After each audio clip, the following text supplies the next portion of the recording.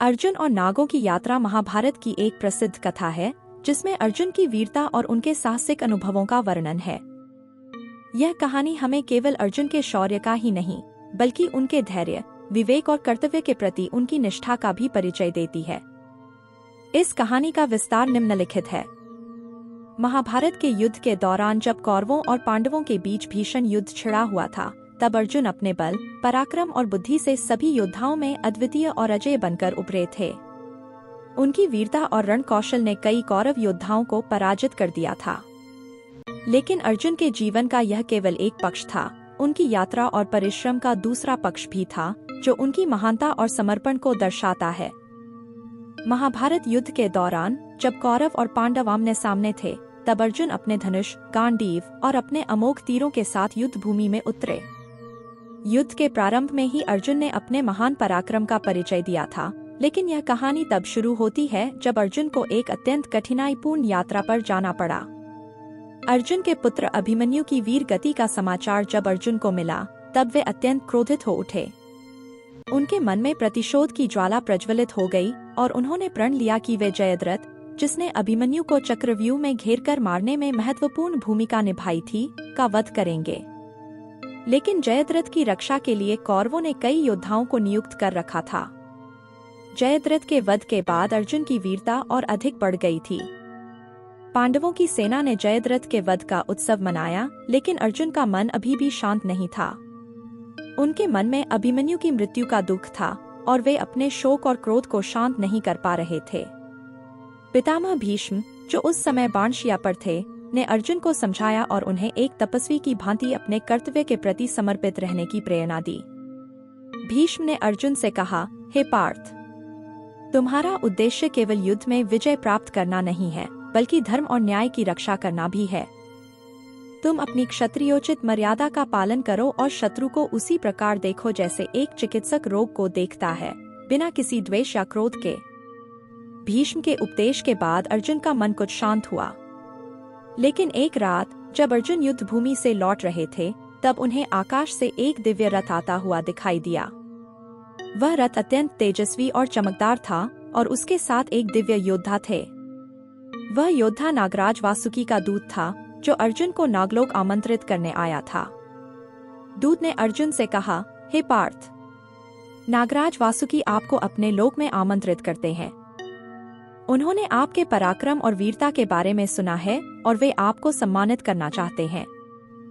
अर्जुन ने दूत का निमंत्रण स्वीकार किया और दिव्य रथ पर सवार होकर नागलोक की यात्रा पर निकल पड़े। रथ के उड़ान भरते ही अर्जुन ने देखा कि वे पृथ्वी से ऊपर उठ रहे हैं और एक अज्ञात दिशा में जा रहे हैं। कुछ ही समय में वे एक अद्भुत और अद्वितीय लोक में पहुंचे, जहां चारों ओर विशाल नाग और सर्प विराजमान थे। नागलोक का दृश्य अत्यंत भव्य और अद्भुत था। वहां के महल और उद्यान सोने, रत्नों और मणियों से जड़े हुए थे। चारों ओर सर्पों की फुफकार और नागों की गूंज सुनाई दे रही थी। अर्जुन को ऐसा प्रतीत हुआ जैसे वे किसी दिव्य लोक में आ गए हों। नागराज वासुकी ने अर्जुन का स्वागत किया और उन्हें अपने महल में आमंत्रित किया। अर्जुन ने नम्रता से वासुकी को प्रणाम किया और उनके आमंत्रण को स्वीकार किया। वासुकी ने अर्जुन को एक उत्तम सिंहासन पर बैठाया और उन्हें आदरपूर्वक भोजन और पेय पदार्थों का सेवन कराया। भोजन के पश्चात वासुकी ने अर्जुन से कहा, हे अर्जुन, मैंने तुम्हें यहाँ इसलिए बुलाया है क्योंकि मैं तुम्हें एक महत्वपूर्ण कार्य सौंपना चाहता हूँ। नागलोक में एक अद्भुत दिव्य अस्त्र है, जिसे नागास्त्र कहते हैं।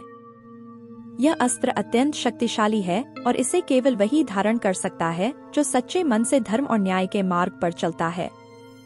मैं चाहता हूँ कि तुम इस अस्त्र को धारण करो और इसे धरती पर धर्म की रक्षा के लिए उपयोग करो।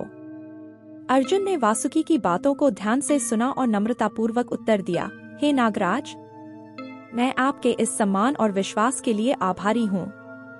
मैं वचन देता हूँ कि मैं इस अस्त्र का उपयोग केवल धर्म और न्याय की रक्षा के लिए ही करूँगा। वासुकी ने अर्जुन को नागास्त्र प्रदान किया और उसे धारण करने का तरीका बताया।